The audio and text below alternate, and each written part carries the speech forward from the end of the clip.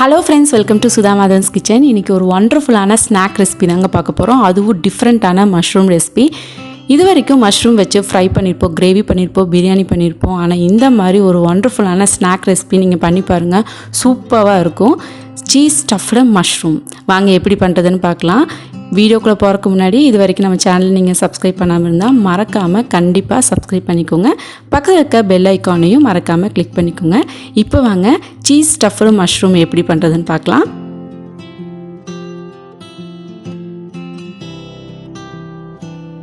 Stuffed மஷ்ரூம்க்கு நான் 400 grams button mushroom எடுத்திருக்கேன். இந்த மஷ்ரூமில் இந்த ஸ்டெம்மை நம்ம ரிமூவ் பண்ணணும். இது ரொம்ப ஈஸி தான் ரிமூவ் பண்ணுறது. லைட்டாக ட்விஸ்ட் பண்ணி இப்படி எடுத்திங்கனாவே அந்த ஸ்டெம் தனியாக ரிமூவ் ஆயிரும். தனியாக வச்சிடலாம் இந்த ஸ்டெம்மை. இது ஸ்டஃபிங்க்கு நம்ம யூஸ் பண்ணிக்கலாம். இன்னர் பார்ட்டை கொஞ்சம் ஸ்க்ராப் பண்ணிக்கிறேன் ஸ்பூன் வச்சு. அப்போ தான் ஸ்டஃபிங்க்கு கொஞ்சம் ஈஸியாக இருக்கும். பாருங்கள், அவ்வளோதான். ரிமைனிங் மஷ்ரூம்க்கும் நம்ம இப்படி பண்ணிக்கலாம்.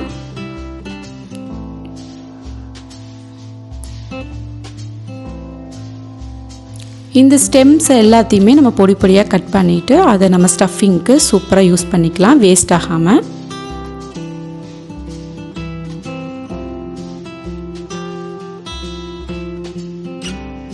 ஃபஸ்ட்டு நம்ம ஸ்டஃபிங் ரெடி பண்ணிடலாம். பேன் நல்லா சூடானதும் 2 டேபிள் ஸ்பூன் ஆயில் சேர்த்திக்கிறேன்.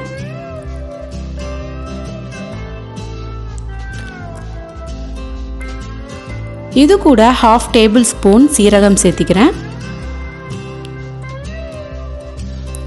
சீரகம் நல்லா பொரிஞ்சு வந்ததுக்கப்புறமா 1 டேபிள் ஸ்பூன் பொடி பொடியாக கட் பண்ண பூண்டு சேர்த்திக்கிறேன். பூண்டு நல்லா கிறிஸ்பி அண்ட் கோல்டனாக வர்ற வரைக்கும் நம்ம நல்லா ஃப்ரை பண்ணிக்கலாம்.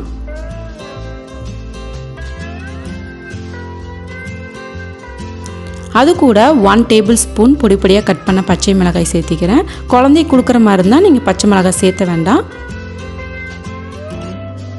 2 சாப்டு ஆனியன்ஸை நான் இது கூட சேர்த்திக்கிறேன். நல்லா ஃப்ரை பண்ணிக்கிறேன். கோல்டன் ப்ரௌன் வர வரைக்கும் நல்லா நம்ம ஃப்ரை பண்ணணும். அதுக்கப்புறமா தக்காளி சேர்த்திக்கலாம்.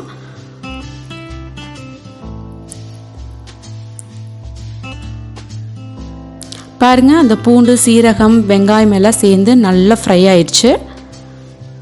இப்போ ஒரு தக்காளி சின்ன சின்னதாக கட் பண்ணி வச்சுருக்கிறத சேர்த்திக்கிறேன். தக்காளி 1 or 2 மினிட்ஸ் நல்லா குக் ஆகட்டும். அது கூட தேவையான அளவு சால்ட் சேர்த்திக்கிறேன். நல்லா மிக்ஸ் பண்ணிக்கலாம். இது கூட 1 டேபிள் ஸ்பூன் மிளகாய் தூள் சேர்த்திக்கலாம் காரத்துக்கு ஏற்ப. 1 டேபிள் ஸ்பூன் கரம் மசாலா தூள், 1/2 டேபிள் ஸ்பூன் மஞ்சத்தூள் சேர்த்துட்டு நல்லா மிக்ஸ் பண்ணிக்கலாம். நீங்கள் பச்சை மிளகாய் சேர்த்தலை அப்படின்னா மிளகாய் தூளை நீங்கள் இன்க்ரீஸ் பண்ணிக்கோங்க.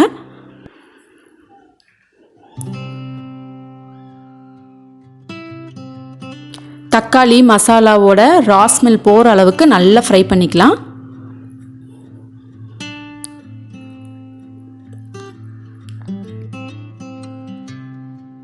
டூ மினிட்ஸ் நல்லா குக் பண்ணியாச்சு. தக்காளி மசாலாவோட ரா ஸ்மெல்லாம் போயிடுச்சு. இப்போ மஷ்ரூமோட ஸ்டெம்ஸ் எல்லாம் பொடி பொடியாக கட் பண்ணி வச்சுருக்கிறத சேர்த்திக்கலாம். சேர்த்திட்டு நல்லா மிக்ஸ் பண்ணிக்கலாம். மஷ்ரூம் கூட இந்த மசாலாலாம் நல்லா கோட் ஆகிற அளவுக்கு நல்லா மிக்ஸ் பண்ணிக்கோங்க. மஷ்ரூம் எப்போவுமே சீக்கிரமாக வெந்துடும். இருந்தாலும் ஒரு 1/4 கப் வாட்டர் நான் சேர்த்திக்கிறேன். நல்லா வேகட்டும்.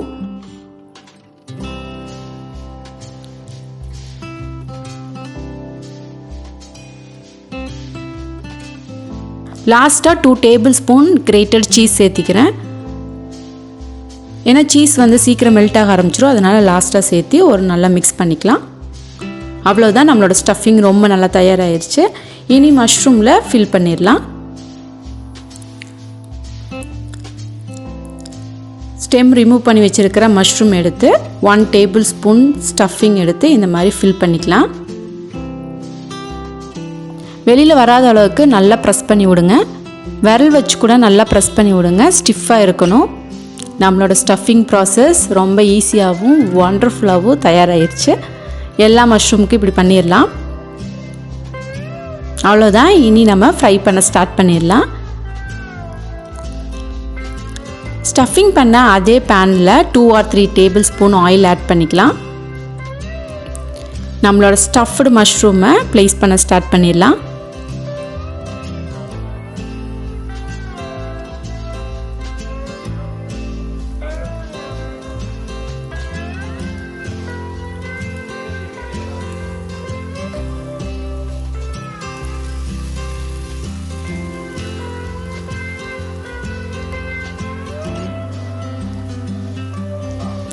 எல்லா ஸ்டஃப்டு மஷ்ரூமும் ப்ளேஸ் பண்ணதுக்கப்புறமா 1/2 கப் கிரேட்டட் சீஸ் எடுத்து ஒவ்வொரு ஸ்டஃப்டு மஷ்ரூம் மேலேயும் ஆட் பண்ணிக்கலாம். பாருங்க, பார்க்கவே ரொம்ப அழகாக இருக்குது.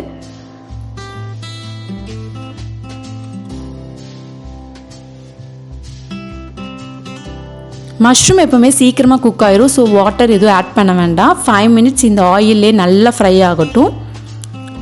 லிட் வச்சு நம்ம க்ளோஸ் பண்ணிடலாம்.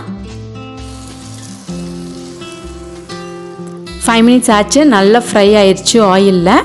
லாஸ்ட்டாக 2 டேபிள் ஸ்பூன் பொடி பொடியாக கட் பண்ண மல்லி இலையை சேர்த்திடலாம்.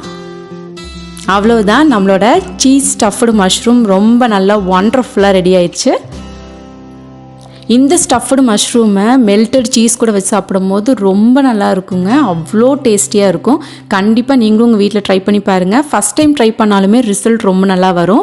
உங்களோட ஃபீட்பேக் என்னென்னு கமெண்ட் பாக்ஸில் மறக்காமல் ஷேர் பண்ணுங்கள். உங்களுக்கு என்னோடய வீடியோ பிடிச்சிருந்தால் லைக் பண்ணுங்கள், ஷேர் பண்ணுங்கள். ஹெல்த்தியாக சாப்பிட்டு ஹாப்பியாக இருங்க. Thank you friends.